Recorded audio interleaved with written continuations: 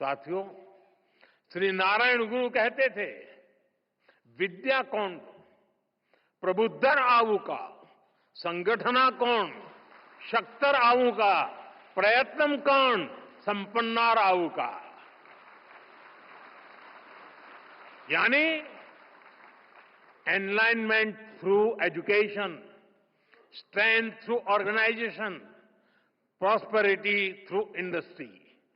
उन्होंने खुद भी इस विजन को साकार करने के लिए महत्वपूर्ण संस्थाओं की नींव रखी थी। शिवगिरी में ही गुरुजी ने शारदा मठ की स्थापना की थी।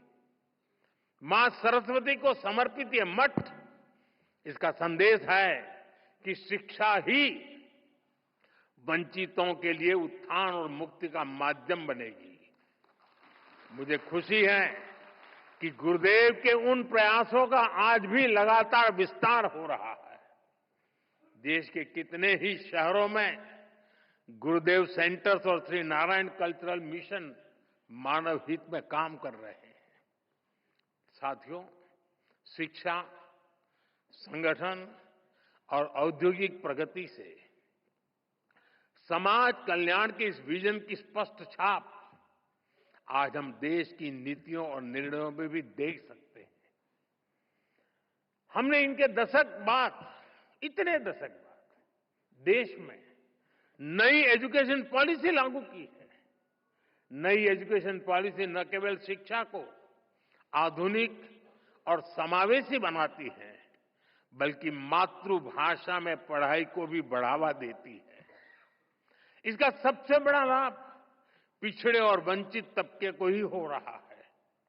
साथियों, हमने पिछले एक दशक में देश में इतनी बड़ी संख्या में नई आईआईटी, आईआईएम, एम्स जैसे संस्थान खोले हैं, जितने आजादी के बाद 60 वर्षों में नहीं खुले थे।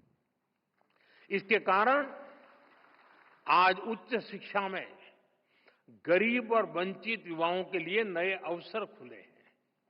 बीते 10 साल में आदिवासी इलाकों में 400 से ज्यादा एकलव्य आवासीय स्कूल खोले गए हैं।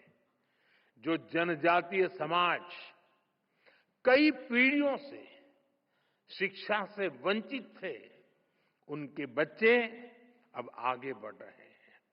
भाइयों बहनों, हमने शिक्षा को सीधे स्किल और अवसरों से जोड़ा है। स्किल इंडिया जैसे मिशन देश के युवाओं को आत्मनिर्भर बना रहे हैं। देश की औद्योगिक प्रगति, प्राइवेट सेक्टर में हो रहे बड़े रिफॉर्म्स, मुद्रा योजना, स्टैंड अप योजना, इन सब का भी सबसे बड़ा लाभ दलित, पिछड़ा और आदिवासी समाज को हो रहा है।